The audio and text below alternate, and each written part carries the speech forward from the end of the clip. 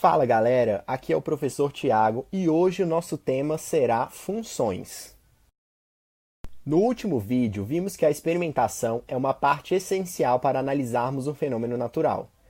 Vamos supor que alguém já tenha ido ao laboratório e investigado o fenômeno da queda de frutas e tenha obtido alguns resultados.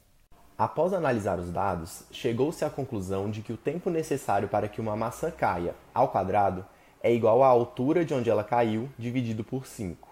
Nesse resultado, não há nenhuma menção à massa da fruta, ou seja, nos experimentos feitos, parece que esse fator não causou alterações no tempo de queda.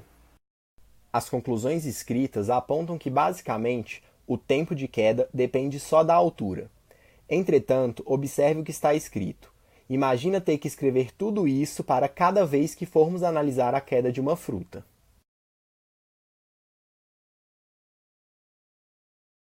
Para evitar isso, podemos simplesmente traduzir o que está escrito para a linguagem matemática.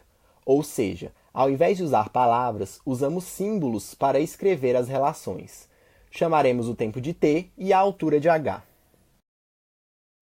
Dessa maneira, os fatores importantes que estavam na linguagem escrita passam a ser representados na linguagem algébrica. Se nos recordarmos do problema apresentado, podemos perceber que o tempo de queda depende da altura, e não o contrário. A relação matemática também nos mostra isso. O tempo depende da altura para ser calculado. Toda vez que uma expressão matemática revela uma relação de dependência entre duas quantidades, podemos dizer que representa uma função. Nesse caso, o tempo é dado em função da altura. Observe a expressão. Se o valor de h aumenta, consequentemente, o valor de t precisa aumentar para manter a igualdade. É como se tivéssemos uma balança que precisa se equilibrar. Após encontrada a relação matemática que relaciona tempo e altura, a função pode ser utilizada para vários casos semelhantes ao que deu origem a toda a investigação. Basta saber a altura de onde as frutas cairão e podemos calcular o tempo de queda. Mas isso só é possível porque a função representa uma lei geral, ou seja, não é restrita para uma única vez que a fruta cai. As letras podem ser substituídas de acordo com cada situação. Já que para cada situação essas letras assumem valores diferentes, as chamamos de variáveis. No caso investigado, temos duas variáveis. A altura já é determinada desde que o fruto nasceu e não depende de mais nada. Por isso, chamamos de variável independente. Já o tempo muda de acordo com a altura e, portanto, depende dela. Por isso, o tempo é uma variável dependente. Vamos a uma aplicação.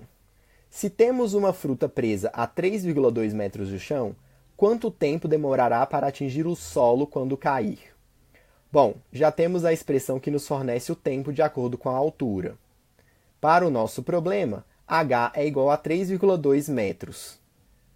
Então, substituindo h por 3,2, a nossa fórmula fica t² igual a 3,2 dividido por 5. 3,2 dividido por 5 é 0,64. Então, t² é igual a 0,64.